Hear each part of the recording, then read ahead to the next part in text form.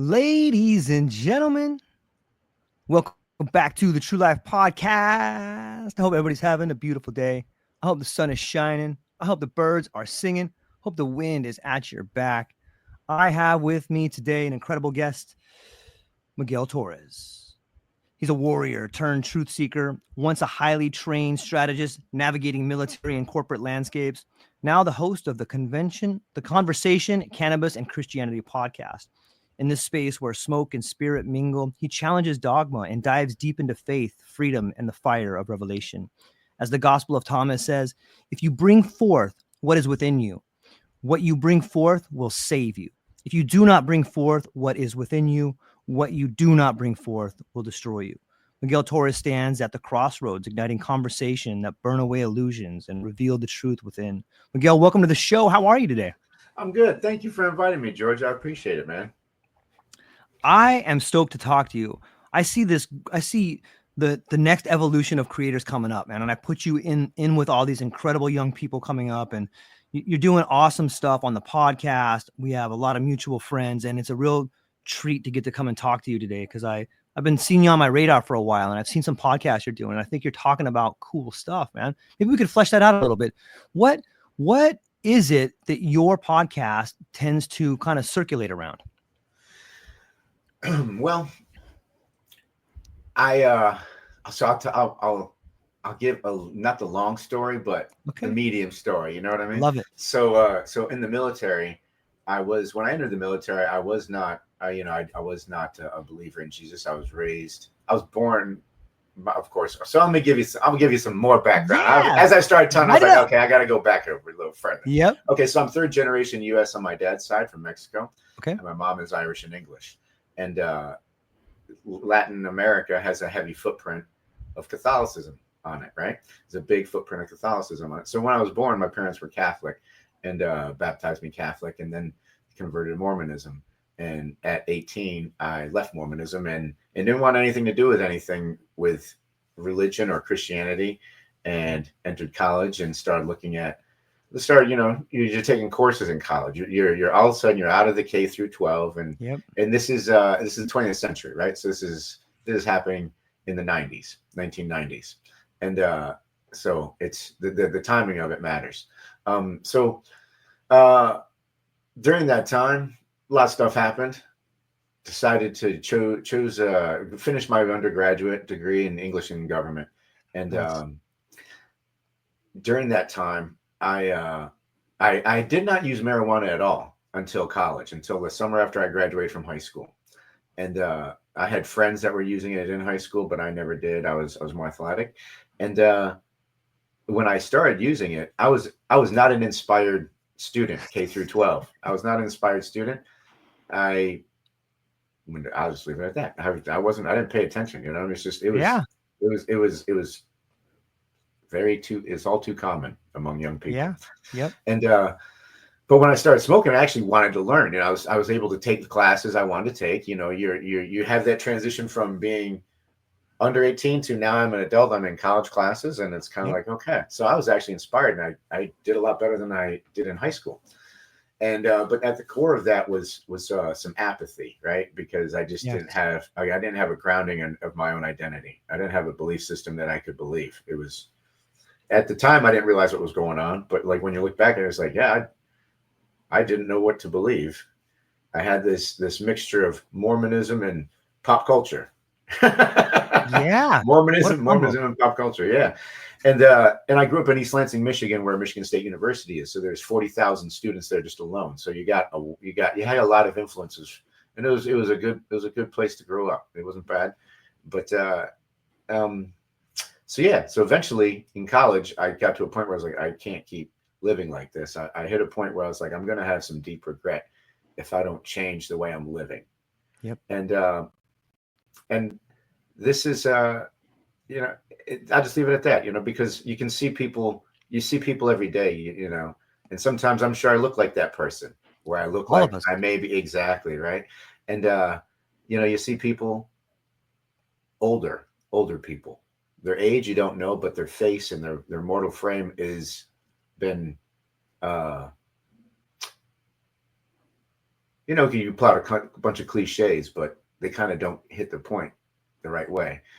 You see people that just look discouraged, and it's in their body, and it's usually, unfortunately, you see too much of it in older people, which kind of makes you wonder what happened. Yep. That led to that, and that's why I quit and finished my degree. And growing up, I always had a fascination with the military. They aim those advertisers know how to aim that stuff, right? They better believe it. So yeah, I looked into all the branches, and the Coast Guard was the one that I chose, and that was because it's more of a humanitarian service. I thought about literally, because when you go into the Army, the Marine Corps, those are. And the Navy, yes, it's just a little bit different. It's a different type of terror on the water than it is on the ground, right? You know what I mean? Yeah. And so I didn't want to train to kill. I came to that point where, and I'm thankful that, and I'm not nothing. I have nothing against the other branches. You know what I mean? It's nothing against any of that stuff. But I chose the Coast Guard because I just didn't want to train to kill. It's more of a humanitarian service, so I chose that. And during my career, I was seeking, you know, I was getting great evaluations, but I wasn't feeling fulfilled in terms of my whole life. Right. And, that was not getting away from me. Like fulfillment was not getting, I couldn't, you know, there was no, I could try to stuff it down or try to a quote unquote appease it, you know, like of course. maybe this is fulfilling, maybe this is, and we do that with all kinds of stuff, you know. We do that with events, entertainment, we do that with all kinds of things. And it came to a place where I started listening to more pastors. You know, I was listening to Joel Osteen too, you know. That guy's got some great inspirational stuff, man. That guy's a great speaker. I do like Joel Osteen. I know a lot of people say a lot of bad things about him. I don't, you know, I can't imagine it being easy. And I say that because, you know, he's a televangelist, right? He's not one of those out there. He's not like the Jim, you know, they're out there, you know, but I was like, and I was seeking. And then from there, I started listening to some other people and came to the understanding. And you said revelation, the revelation of fire revelation. It is a revelation. And Blaise Pascal, in his book, The Mind on Fire, I'm not sure if I'm saying it right in French, Penses, Penses. I don't know how to speak French. But in there, he's talking about, oh man, the point that I was going to have. Oh, I lost it. But either it's all good, man. It's all good. The French, talking about French. I was like, I don't know French. And I had a memory of something my kids. And it's beautiful. But you know what it reminds me of? It reminds me of, like, there's so much in this little brief introduction that we've had right here. And I'm going to take it back to towards the beginning when, like, you start to see the anguish, when you start to see a life of unlived dreams and unfulfillment on the people that you look up to. Like, that to me is amazing because I see it everywhere.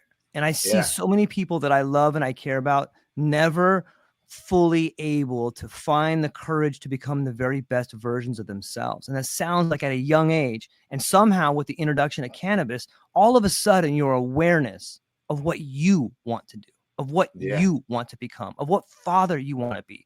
You know, in a weird way, these people with the anguish on their face, they taught you that. Like they walk around with a smile on their face, but all the wrinkles, all the animosity and all the down anger that's pushed down is really teaching the youth, like, don't be me. Don't go give your life to a company that doesn't care about you.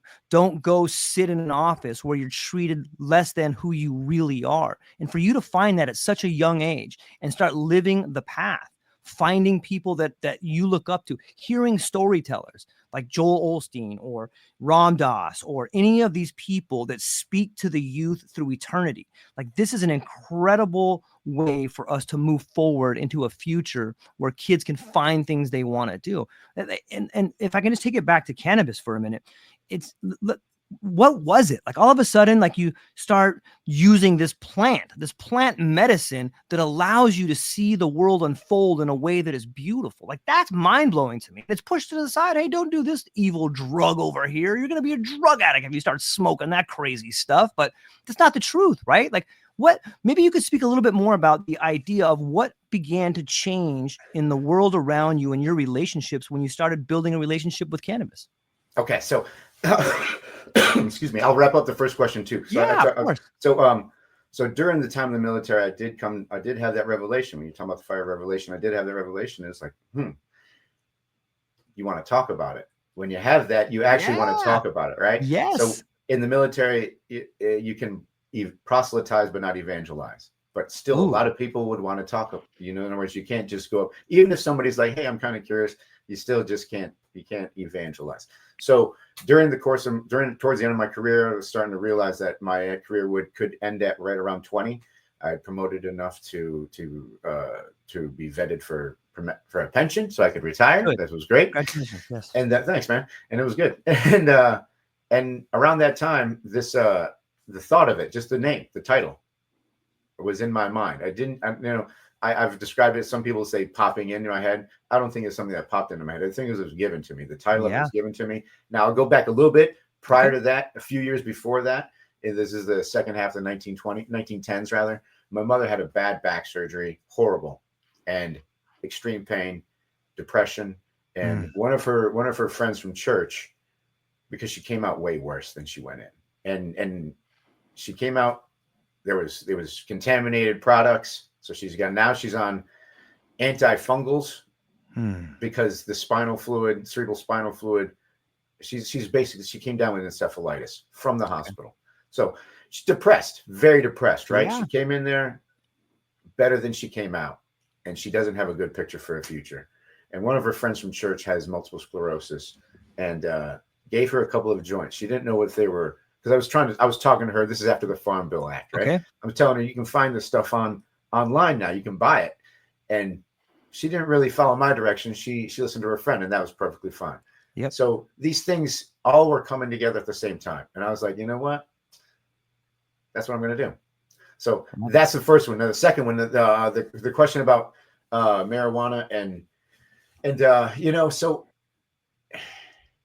the stigma of it is thick. It's still thick. And in the 90s, it was interesting because in the 80s, you had that type of style. When you think of decades and styles and genres, that stuff copies real life, right? That stuff is, of course, and it also influences real life at the same time.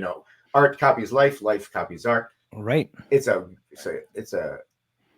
funny, the cacophony of the cacophony of it is funky, man. It's funky. And so in the 90s, you had rap and hip hop hit the scene, and I mean the scene, I mean the public. Yeah.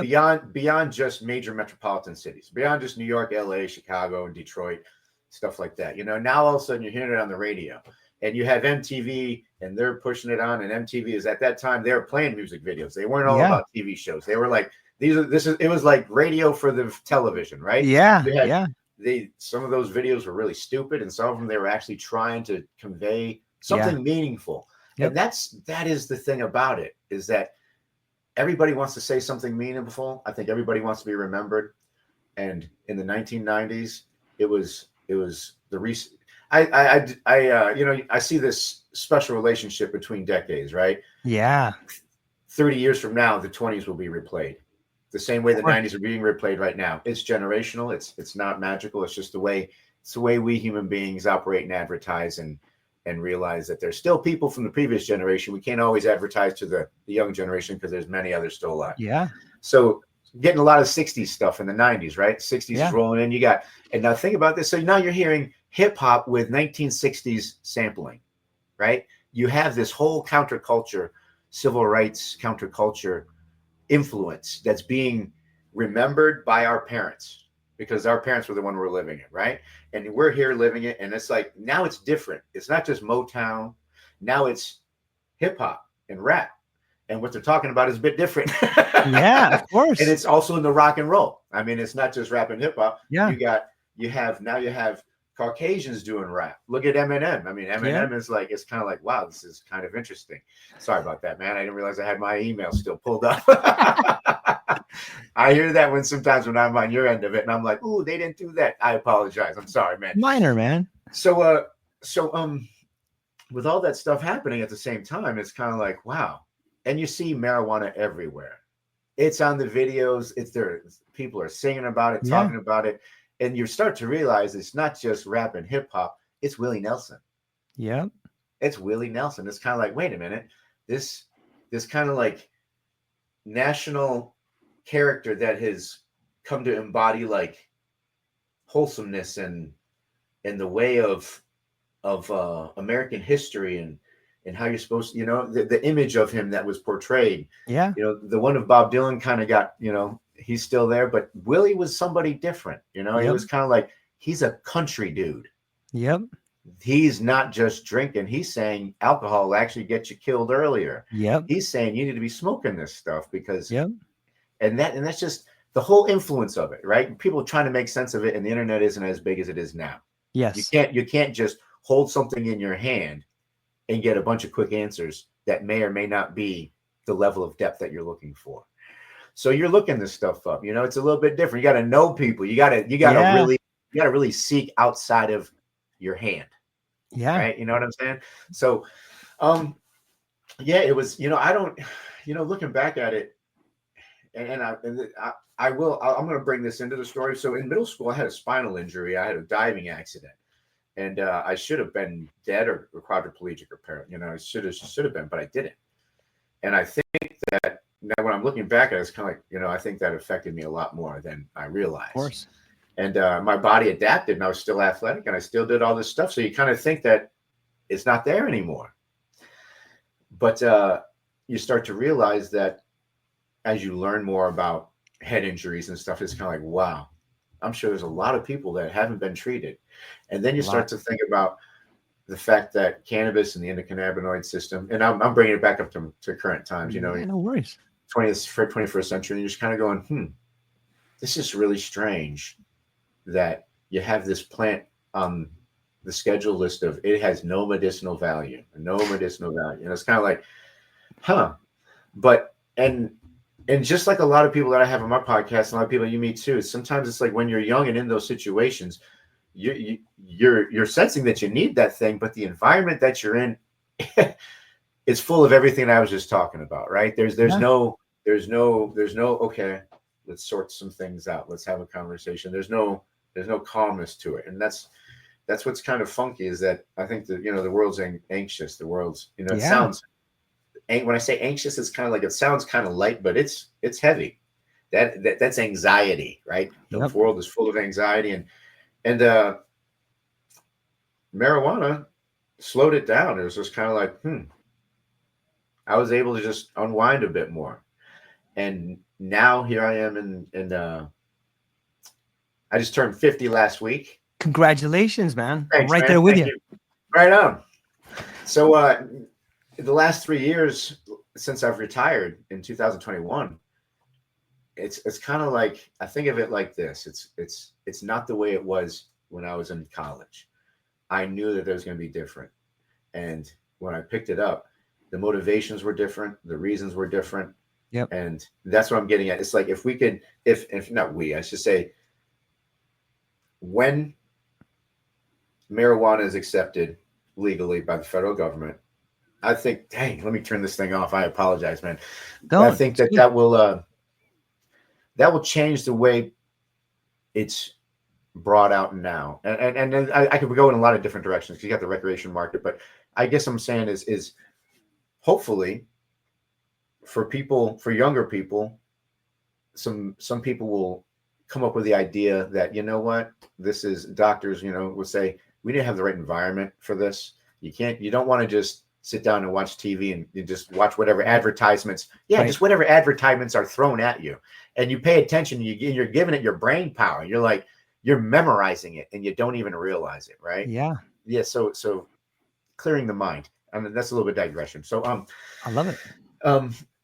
So yeah, so now it's been, I kind of think of it like Paul, after the road to Damascus, Mm, he went to the backside of Arabia for a few years to hang out and just sort things out of in course. his own head. And Paul was he was a Pharisee of Pharisees, and he calls himself that. That's not who I was. I wasn't a Pharisee of Pharisees, but I'm saying that the time to sort out what it is I'm observing in myself was needed, and it's been good. Yeah. It hasn't been bad. It's been good, and it's a different thing now. It's a totally different thing, and when I say a different thing, I mean my approach to it and how I use it and why I use it, and but still some similarities, because it is not a crutch. That is what it's not. You know what I'm saying? So it's not a Right. crutch. It's not one of those things where I go, oh, I got just it's not like that, because then that thing, then I'm a slave to it, right? Then I'm a slave to it, and that's the thing about it. It's the approach to it is different, and this is where I bring in the pop culture concepts, because that's where stigma gets put in. You have the official messaging from the government, whatever entity, law enforcement, healthcare, whatever, and then you have all the stories that come on the tail of it, and that's what most people are seeing. Now we do have that computer in our hand, and we can just look stuff up. But there's so much crazy stuff out there. You got to wonder, it's just kind of like, you got to really look, and seeking is important. So I love it. Go ahead, George. I've been going, man. Go ahead. No, it's all relevant, and it's a beautiful segue into the ideas of which we were force fed. We talked about education early on, where, a lot of kids, myself included, like, you go to school and you're taught. I don't even know if taught is the right word. A lot of kids, at least the Prussian school model that I was brought up in, there was so much propaganda. There was so much, this is bad. And you realize, as you get older, you start realizing these things that were taught to you were sort of a way to force you into a box to become a cookie cutter example of what the society wants you to be. You can be any of these things as long as you choose one of these things in a box. Like, on some level, I believe that the programming in the 80s, like the Just Say No and all of these incredible acts of propaganda, drummed the creativity out of the very American spirit that made us great. And as you get older, you start realizing, like, man, this thing I'm smoking right here, or this mushroom that I'm eating, wow, it gives me a whole different perspective on the world. And it ties in with religion, because you start to understand, you go back and you start reading some of the gospels, you start reading some of these incredible texts, and you start thinking to yourself, this sounds a lot like a sacrament. This sounds like something I can commune with something higher than me. And you start realizing there's this huge spiritual component that's been eradicated from the school systems. There's this huge spiritual component that's been drummed out of people's lives. And now it starts to make sense why the people that are older have this look in their eyes that's just dead. And they have this sort of, resentment for a society, because on some level they begin to realize that their life's been stolen from them. Their relationship with something higher has been taken away from them and fed back to them in the form of targeted ads, in the form of, this is your brain on drugs. And then you start realizing, what is a drug? Why is Pfizer able to sell drugs, but my friend over here can't grow a cannabis plant? Why can't I eat mushrooms? Like, are you kidding me? I'm going to jump out of a window if I eat mushrooms? That doesn't sound right. And you begin realizing, oh my gosh, I have been heavily propagandized my whole life, and the absence of spirituality is a giant part of that. And everything you're saying, us, especially Gen X, was brought up on a 60s rebellion. And isn't it strange that now here we are at the age of influence? Oh, maybe there's something bigger at play. Maybe all these targeted ads that taught us about the 60s was gearing us up to be the leaders of the next revolution. And here you are, Miguel, talking to the youth, not only talking to the youth, but leading by example, by living a life worth living. You got pictures of a beautiful family that you're hanging out with the beach with, and your wife has a smile on her face, and your kids, boom, sitting over there proud at the beach. Like, that, my friend, is a good father. When I see a family together like that, that's what a father is. A father isn't someone that gets up and leaves their family every day for 12 hours. That's not a father. That's someone who's chasing money to give the illusion of wealth and happiness. That's the wrong path, kids out there. That's the wrong path. Find out what you want to be. Find out who you want to are and pursue it with a passion that is unstoppable. That's what you've done. That's what so many people we talk to have done. And that's the message that's getting out, I think, with the whole cannabis conversation and Christianity podcast that you're doing. That being said, my friend, I got questions stacking up here. So prepare yourself. Okay. This one comes to us from Michael from Utah. He says, can cannabis be a sacrament, a way to commune with God, or is it just another tool for system fears? That's the question for me to answer. Yes. I don't, for sacrament, I don't think of it as a sacrament. Okay. It's not that I don't have a respect for it. It's just that when I think of sacrament, I think of communion. And that's where this is why I think of it that way. Okay, tell me. We go back to check this out. Genesis. So you had Cain and Abel, right? Right. And I was talking about this with Dr. X a little bit ago. Actually, Love it. So Cain was a farmer, right? He was agrarian. Abel was a shepherd, and let me go back to this. Let me do this. Okay. I don't think that the earth was populated with just Adam and Eve when it fell. When you look at Genesis and you're reading it, it says, be fruitful and multiply. In other words, reproduce and have babies and reproduce and reproduce. And it says God saw that it was good and it was very good. So I think the earth was populated. It was populated. Yes. And when it fell, population walked out, but the bloodline of the Messiah, whose plan was already in place, came through the Israelites. And that is why the story is through the Israelites in the Torah and the Old Covenant, New Covenant. So when they walked out, they had Cain and Abel. Abel slew one of his animals and brought blood. The reason why that's significant is because when Adam and Eve were expelled from the garden, the angel I just want to make this one point. They chose to eat from the tree of life, a tree of good and evil, knowledge of good and evil. They had the opportunity to eat from the tree of life. They chose the tree of knowledge of good and evil. And when I think it's like, okay, we like everything we have, but we want to be in charge of it. We want to be the ones who decides good and evil and not the one who gave it to us and created us. So that was the decision. When they did that, the first thing that happened after they were expelled, God clothed them with the skin of an animal. There was bloodshed. There was a sin committed, bloodshed, and he clothed them with the skin of the animal because the plants that they had covering them were not going to be sufficient enough.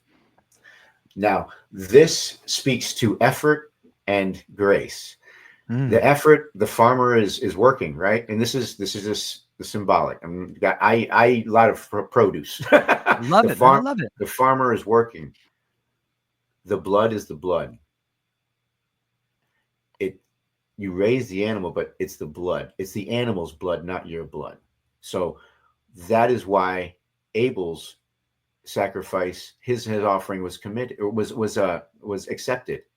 And Cain's was rejected because it was from his own efforts.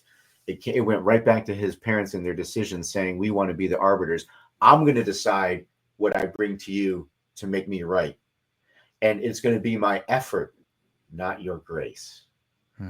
Not going to be your grace towards me.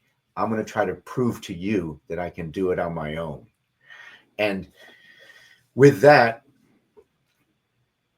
you have sacrament, and this is where when I think of the sacrament, it's the blood and the wine and the bread that is the body, and eat this in remembrance of my body. I don't believe that it turns into his body in my mouth, in my body. I eat it in remembrance of his body, and I drink the wine in remembrance of his blood. So that's the reason why I don't think of it as a sacrament, because it's the look at I grew this plant. This is my offering, and this is saying I've come to that place where, and I've come to that place where it's like, yeah, that's me giving effort. and Yeah. I'm accepting your grace because that's the way I can live on this earth. I've tried my effort. I was in the military, right? Right. Where, it's like perception is reality, right? Yeah. You are trying all the time. And in this life, people are doing it, whether they realize it or not. Whenever they pick up this phone and they do something on social media, it's like, and it's just funny. It's just a funny thing. I'm not talking about podcast stuff. I'm just talking about like, and I do it too. It's just kind of like of course. scrolling. It's just kind of like, wow, my effort is being wasted. Yeah. My effort is being wasted because I'm wasting my time just scrolling. And so when it comes to the sacrament, that's the reason why I don't think of it as a sacrament. I receive communion. Love it. That's my sacrament. I love it, man. So there's can it take me high? Can it help me commune with God? I think that's a personal subject. I think that it can be dangerous if you make it a talisman. If you make it a talisman, because then you're all of a sudden saying, I can't be close to my maker unless I have that. And there's no difference between that and saying, I need the pastor to pray for me because I can't pray for myself. You see what I'm saying? Replaced a person with a plant or another object. Right. It's a one-to-one relationship. And that's the way I look at it. And that's the way I don't see it as me trying to get there anymore. You're already there. It's not exactly. Exactly. And that's the approach is the difference.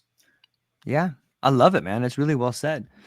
This one's coming to us from Haley from New Jersey. She says, if Christ turned water into wine, why is cannabis condemned? Who benefits from keeping it forbidden? So, this is a cool thing because I had those questions too. I was getting pizza one time. And seriously, I was getting pizza one time. And this guy and he just, he noticed me and I noticed him. We're at the checkout counter and we both had to wait for our pizzas. So we both sit outside at some tables. And we're both still noticing each other. It's just kind of like, something, it's one of those things. It's like, And eventually we started talking. I don't even remember what we started talking. We started talking. And he had a 30-year career as an evangelical. And I told him that I do a podcast. And I told him the name of my podcast. And he came on. It was a guest. He was a great guest. And he was talking about it. And I had the same questions like, what is the deal with so many denominations saying you can't have alcohol when it's in the Bible? There's no one saying don't drink. Now there is scripture and they're saying don't be drunk. Don't. There's guidance in there, but the first recorded miracle, the first recorded sign, the Gospel according to John is it's one that's considered signs. The first one that's recorded is turning water to wine, just like Haley said. Yeah. And so when you think about that, I think about that. And I asked him, Pat Fiore, and his answer was really interesting, but it makes sense. He said many of them never turned it off from prohibition in the early 20th century. They just didn't turn it off. When the government banned it, they kept it banned. And when the government lifted the ban, they thought, might as well just keep doing this. Yeah. And he also had some, so that's a human decision, right? And this is where living in a fallen world, you got to seek, because everything you find may not be the truth. But yeah, that was his answer to that. So now who do I think benefits from that? There's a lot of people that are going to be suffering from it and benefiting from it. And it's unfortunate. But when it comes to cannabis, again, that it was a medicine in the 19th and 20th century, early 20th century, and then it was prohibited, taken off, and then you had the campaign against it, and now that campaign is trying to be rolled back. But when it comes to the cannabis, I view it like this. I should have probably started off this way. I view it as a part of creation. It's not the devil's. I heard you say it earlier, and that's what I was like, yeah, exactly. It's not the devil's lettuce. It's a part of creation. And when you think about it, it's like, this is, if we try to say, that's bad, that's bad, that's bad, that's bad, that's bad. Right. It's actually saying God's creation is bad. And we people are saying that about ourselves. I do believe that I do believe in the creation account. I don't believe in evolution. I believe in the creation account. And I believe that we are an animal, but we're the only animal with our maker's image on our face. And that is significant. There's no other animal that has its maker's image on its face. So if I think about it like that, it's like, this plant came this way. These mushrooms grow that way. They do what they do intentionally. That's the way they were designed. They're not a creation from the enemy, as if the enemy could create something. And I say the enemy, Lucifer, Hasatan, accuser of the brethren, accuser of people, because it's just it's women too. Yeah. The one who's always condemning you and trying to get you to do it to yourself. Yeah. Look at all these things you did wrong. Look at all these things you did wrong. Right. So in scripture, it bears out that he cannot create. If you go back to Moses, if you go back to the Israelites in Egypt and they're leaving in the 10 plagues. Yeah, Disney made a cartoon about it. It looks all, but think about this part right here. The magicians and the sorcerers could duplicate everything that Moses and Aaron were doing. They brought in frogs. They brought more frogs in. They didn't remove the frogs. They couldn't solve the problem. They compounded the problem. Yes. Same thing with the water turning to blood, the Nile.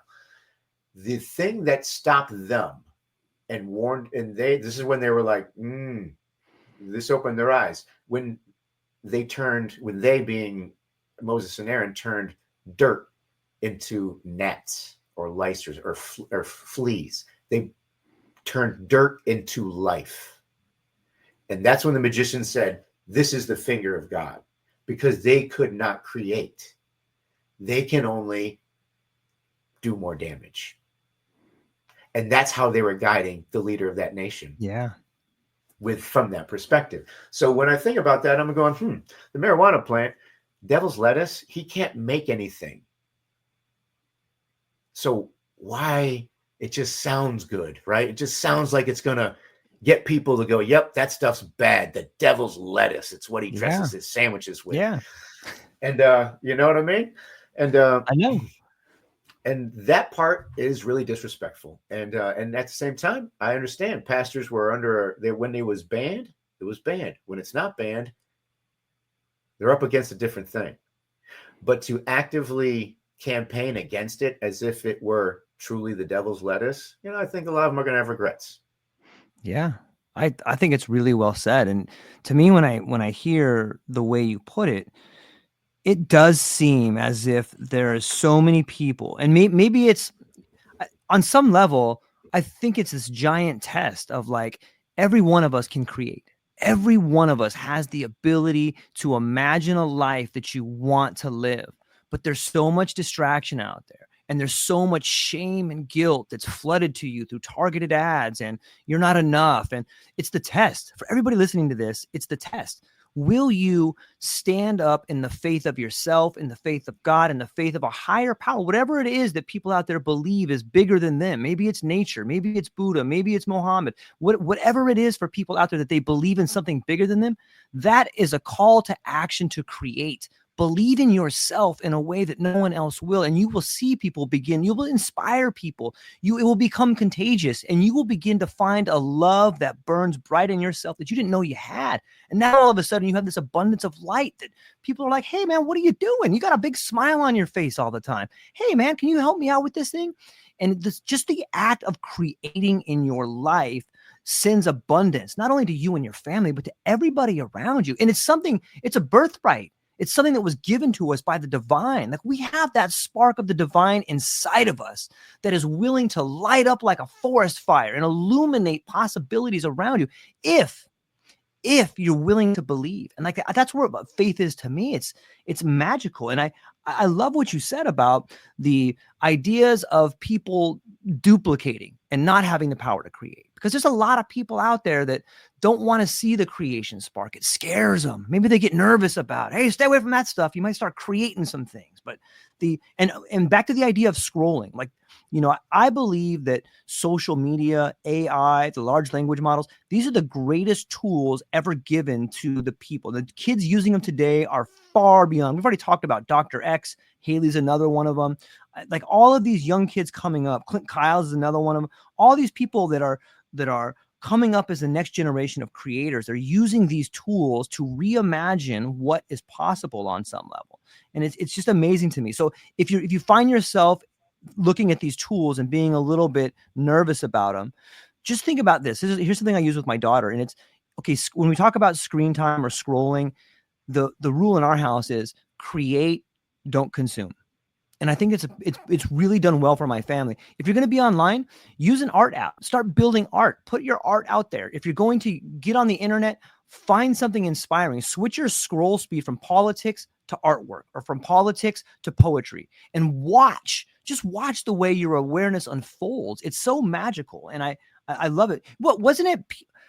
If you look back to the Gospels too, was it Peter that was talking to the burning bush? Like, that seems like a pretty big reference right there. That was Moses. Yeah, Moses. Okay. Moses over here talking to a burning bush. Like, there's me, right? Yeah, there's a lot of imagery. If even there's even more imagery, and you're wondering, wow, what does that actually mean? Yes. And so if you go to Ezekiel, okay, there's commonalities between Ezekiel and Revelations, okay, and that is the wheels. The beings that they saw the being, and this is where it's just kind of like, wow, this is actually not cut and dry. This is not everything that I'm hearing at some Sunday services. When you think about the book of Enoch being left out of the canon, and the book of Enoch being verified as being, it's authentic. Yes. And in Enoch, he's talking about world stations, different world stations, and portals to different world stations. And Enoch is interesting because the Watchers that came down, they fell for the same tricks, the same temptations that the humans did. Yeah. And they started having children with the humans, and that's where the Nephilim came in. And the Watchers were supposed to be advocating for the humans, but because they fell as well, they needed a human to advocate for them. And that's why they got Enoch. And Enoch went and petitioned for them. And their petition was denied. And what they had, this is what happened to them. This is where it's just kind of like, wow. He said, cover them with rocks, cover their faces with sharp, jagged rocks so they see no light. Wow. That's the 12 Watchers. And those references are in Scripture. So in James and Jude, they reference it. I think it's James or Jude, one of the two. They talk about it in Ezekiel. So I'll go back to that Ezekiel, the burning bush and these fantastical things. It's amazing. We get pictures of it. We get pictures of it. So we help us understand. Yeah. And just talking about in Revelations, the animal had all these, there's 4 animals, a lion, a bull, an eagle, and a human face. And they had wings, and they were touching each other. The tips of their wings, they had 4 or 6 wings, and they're touching each other at the tips. And covering their wings on the eyes and the outside are eyes. And they fly around the earth. In other words, he sees everything. And in Proverbs, it's clear. He says, death and destruction are known to the Lord. How much more the human heart and mind. There's nothing hidden. And these things, when you start to think about that, and you start to think about, and you read these descriptions of some of these I don't know if you call them creatures or angelic beings, but you're going, this is not what I always hear when I hear Scripture. There's a lot of it's very deep. It's very mystical.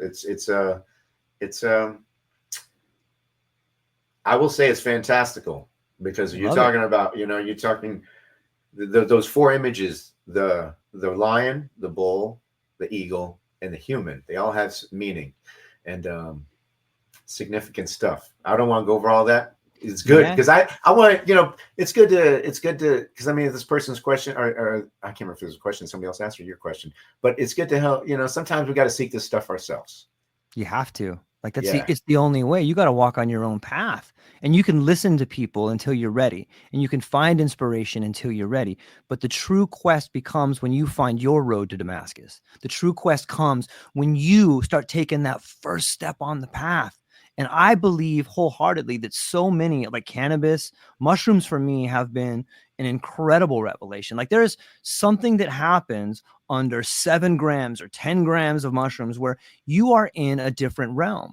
And for me, I would look back at Aquinas or some of these ancient mystical texts like the Cloud of the Unknowing. Look back to the mystics of the Middle Ages and start reading what some of these people were in communion with. Like there is something so beautiful, so divine that's desperately trying to get your attention. And once you begin tuning into it, and for me, it was mushrooms. Like I was able, for the first time in my life, like I found myself in this mystical state where I saw my life in a way that was completely different than I ever have before. And all of a sudden the scriptures start to make sense. All of a sudden you realize, oh my gosh, this whole idea of time is like, it's present. I'm in the future. I'm in the past. And that's when all the illusions begin to fall away. And I'm not saying people have to use mushrooms to do it or cannabis to do it. It happens through breath work. It happens through revelation. It happens through inspiration. It happens in beautiful times when you're deeply in love with the people around you. You get this feeling.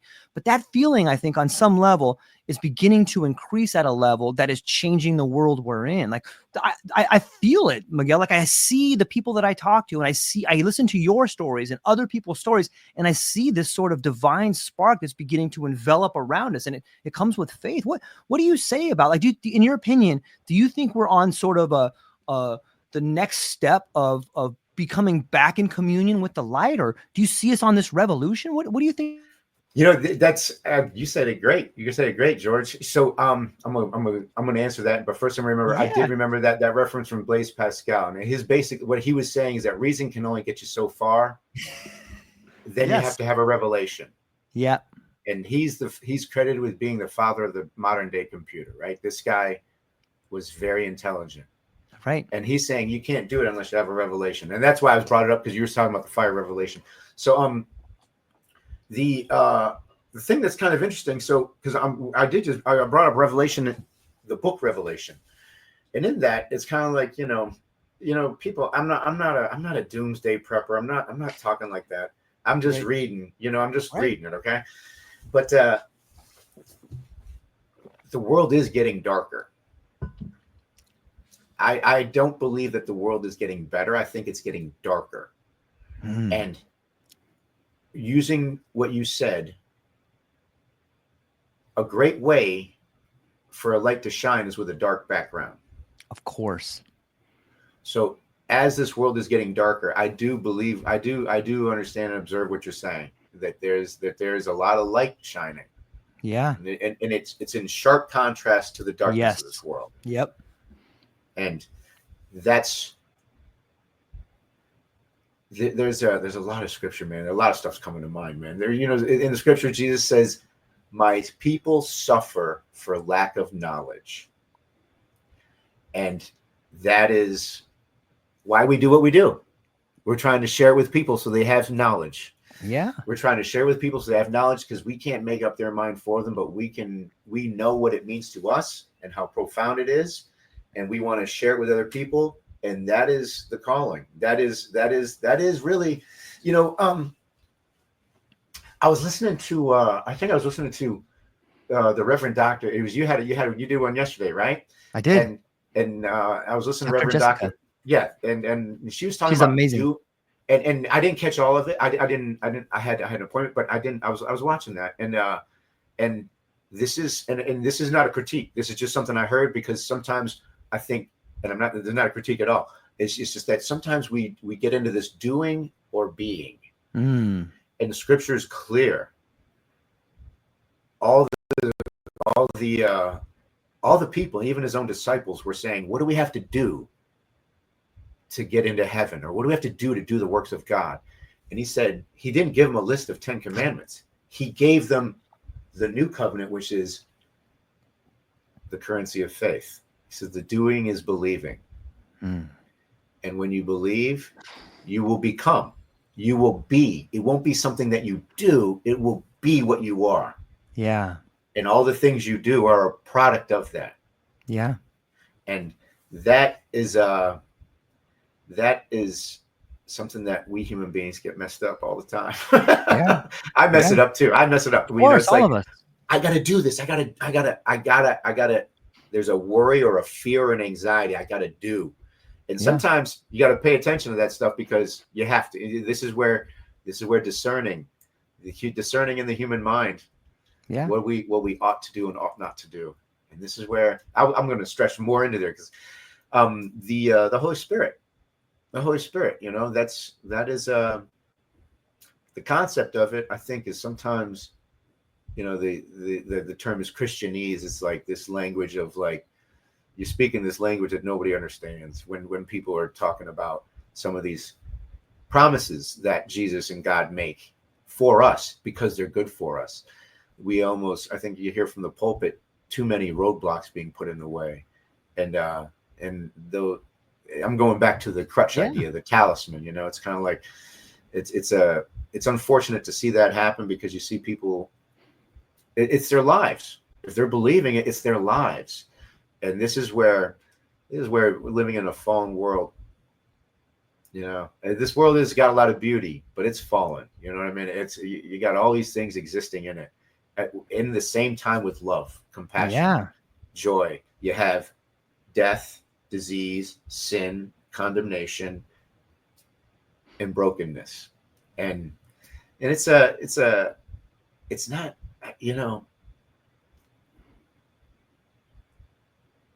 we make it more complex sometimes. And I think sometimes we can boil it down and go, you know what? It is quite simple. And then the advertisements come in and we have to, and the thing is that is exactly it. And then the advertisements come in and we start to forget.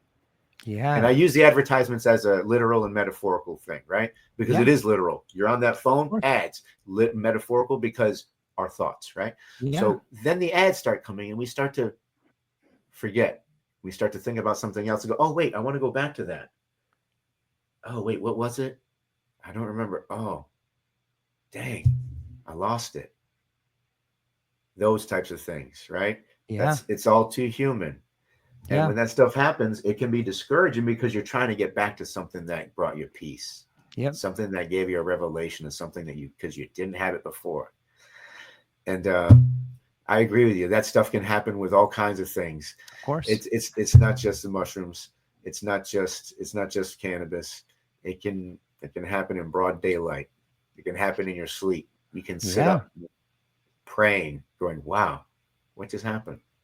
It's so true. It's so true. It's on the topic of darkness. Like I try to steer people into, like, if you find yourself in darkness, maybe you lost a loved one, maybe your wife has cancer, maybe your son died, maybe you left a relationship. Like, it's really easy and it's necessary in the beginning to be really uncomfortable with the tests that are put in front of you.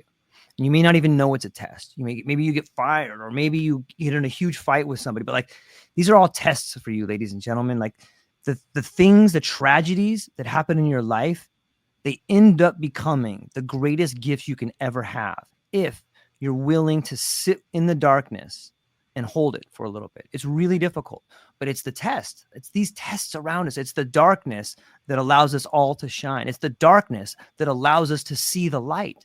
Like, it's learning to see in the dark. It's rising up and stumbling and falling and trying to hunt in the dark. You can't do it in the beginning, but that's the world around you saying, I believe in you. Here's this test. It's insurmountable. Let me see what you can do. That's the divine putting you in front of the challenges that no one can do. But guess what? You can do it. And the darkness around you, guys, it's on some level the greatest gift for you if you're willing to believe in yourself and tackle it. Like, the darkness is so necessary. You can't have light without darkness. And as the world gets darker, I believe we're raising champions. I believe that the faith is born out of darkness. And it is this darkness all around us. And you're right. Like, there's dark times right now. You look at jobs getting cut, people losing everything. But you know what? You have to lose everything in order to realize that you have everything you need. Like, that's the ultimate faith. And like, that makes me excited because I do see the pain. I do see the darkness, but I see opportunities. I see people rising up. I see my neighbor that maybe people don't even look at the guy twice, but I see what he's doing. Look at this guy. This guy lost everything and he's out here volunteering. This guy lost everything and he's like, I'm going to go start working at the Boys and Girls Club. I'm going to start going to my community church. I'm going to go start volunteering at my school. All of a sudden, out of the darkness is born community. And there's nothing that can start killing that light. Like once people start coming together and seeing us as brothers and sisters, regardless of, your race, your gender, your sexual, all of that fades away. And you just start being like, man, it feels really good to help this person. I feel really good about myself by doing something for somebody who could never do anything for me.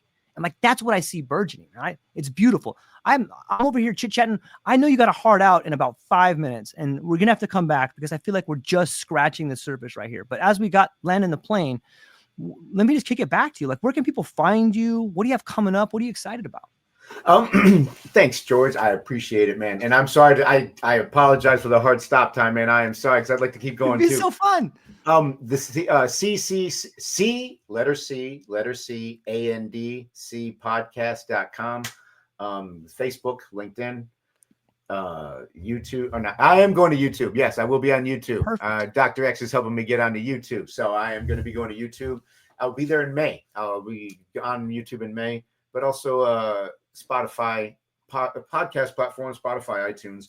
That's where you can find me. And, keep listening to George. Keep listening to stuff that keep seeking, because you got to discern. You got to be able to understand and be open to something that you may not have been open to before. And that's part of stigma. And it comes in all kinds of things. It's not just on plants. It's on people. Yeah. It's on ideas, and it's on all kinds of things. But yeah, I'd gladly do it again, George. This is good, man. This is good. I like what you do. It's cool, man. It's very cool.